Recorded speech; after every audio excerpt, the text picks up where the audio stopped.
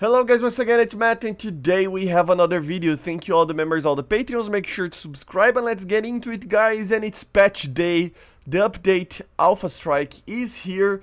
And yeah, let's take a look on some of the minor changes that were done between the dev server and now. Okay, so I'm not gonna show every single vehicle in this video. I will be covering the performance, everything like that, especially for aircraft, but for some tanks as well during the upcoming videos and days, you know. So I will probably do, for example, the F-5E is here, but I will do a proper video on the aircraft flying around, seeing the performance, etc.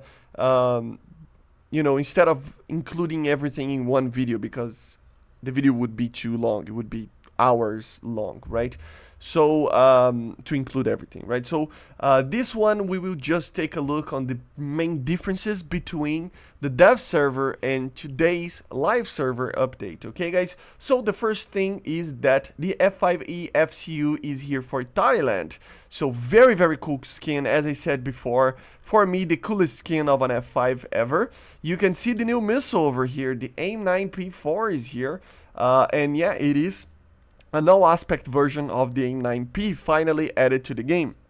Hopefully this gets added to other aircraft as well that are especially in these BR ranges, because there is a lot of Russian based aircraft that have the, you know, the R60Ms and stuff, but there isn't a lot of American aircraft that uses the P4, and right now it's the only one. I think it's the F-5E, right? So more aircraft should be receiving these in the 11.0, 11.3 kind of BR range, okay?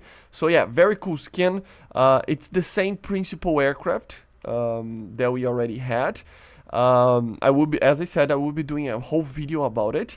As you can see, you can take the AGM-65Bs, you can take the Python 3s, the AIM-9P4s. Very cool squadron vehicle. Okay, 500,000 points basically, so that you need. Let's see if there is any skins over here. It's supposed to have another one, but I don't think it got added yet. So yeah, very cool aircraft. It's just an F5 with a different missile loadout. Okay, there are some other interesting changes, like, guys, look at this AGM-65G. So yes, the F-16C just got an AGM-65G, and as you see, it can only take two, and that's, if I'm not mistaken, because of the weight limits of the pylon, right? So it's kind of a balancing kind of thing. You can take two of the AGM-65Gs that are a bit better than the original D variant, not by much, but it is a little bit better. But you can only take two of them instead of the 6 that you can take. So it's kind of a choice that you have here if you are going to take these. I always prefer laser guided stuff, but still the TV missiles got added to that. The Harrier GR7 also received that, as you see over here, AGM-65G. This one can actually take 4 of them. Of course, we had the Hungarian subtree that I will start to research over here. So very cool. A lot of Russian aircraft, of course, but at the end of the line, of course, you have the Gripen C, or the EBS Hungarian C, but it is basically a Gripen C with the AGM-65H and the AGM-65G as well. The rest, it's pretty much the same. Of course, no Fox 3s, since the Fox 3s are going to be added in the next upcoming patch. There were some fuel tanks added to some interesting aircraft, like, for example, the MiG-21. So now the MiG-21s can actually use drop tanks, as you see over here. So yeah, very cool. Not the most useful, but it is very cool. And I don't know if you noticed, but another aircraft that got that is the Draken. So now in the Draken, you can just go here. You will lose some missiles, but you can finally take some external fuel tanks to help you be on battle a little bit longer. Okay guys, so yeah, the new aircraft, of course, the Alpha jets, I already showed them in the dev, but I will be covering them in a whole video about the Alpha jets, but they are both here. So the French one and the German one, as you see, they are right there. Let me take a look if we have any new skins for this thing. Yeah, we do. Hold up. and it's downloaded. So we have one more, and it was the one that was leaked. So yeah, very cool skin. Very, very, very, very cool. There are many skins for many of the new aircraft, of course. We have the Su-25 SM-3, of course, the new ground attacker for the Soviet Union. So of course this uses the new KH-38ML. And yeah, guys, there's a lot of little changes. Like for example, now the Sparrow is finally the range of the Sparrow is finally fixed. You know, it is going to be related to the power of the radar. So the more powerful radars like the F-16, or sorry, the F-15, the F-14 will be able to actually illuminate the target for the missile in a longer range because they have more power, so that the radiation from the radar can actually go and return to the seeker a lot longer in the range, right? While the F-16s, for example, will have less range on the Sparrow, which is a pretty realistic thing. Very cool.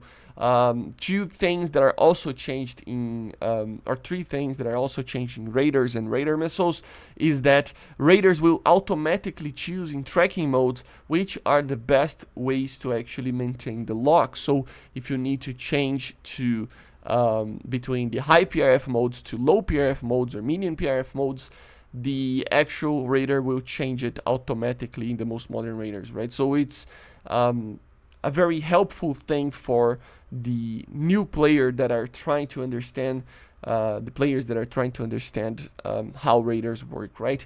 The second thing is that the actual radars, the missiles themselves, they basically will, depending on the aircraft, so the F-16s, F-15s, the MiG-29s, they are going to have a narrower illumination package on the radar, which means that they are not going to be so unreliable going off target anymore, in theory at least.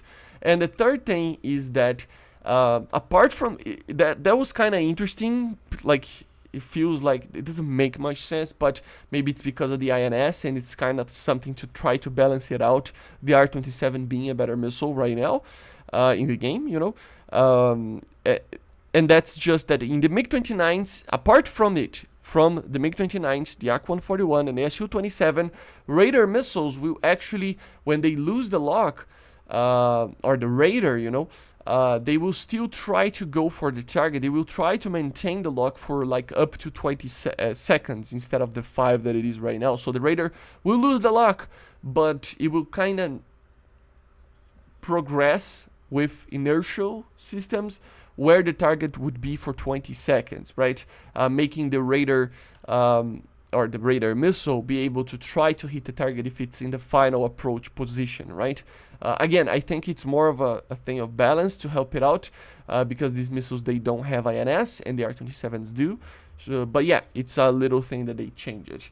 And of course, there's like a lot of minor changes, weird little things that they fixed or changed it in X or Y way. There's many other changes that they did. But yeah, these are the main ones that I could find. Of course, there are map changes, ground battle changes, everything that I already talked about in the dev. As I said, the new vehicles, they're here. So you can see right there. Just bear that in mind that there's a lot of new things over here. And I will be covering every single thing in the upcoming videos, guys. Okay, guys, so I plan to do the F-5E FCU video first because it's a completely new aircraft that wasn't in the dev server, and then I'll probably do one with the F-20 and then so on and so on. Of course, focusing first on aircraft because it's the focus of the channel, and then obviously later I will be covering some of the tanks as well that I find the most interesting ones. Okay, guys, so just remember that everything will be showed in time. Okay, guys, so yeah, I hope you enjoyed. Make sure to subscribe and let me know in the comments what do you want to see in this glorious patch day, comrades. So yeah, see you guys, bye, subscribe.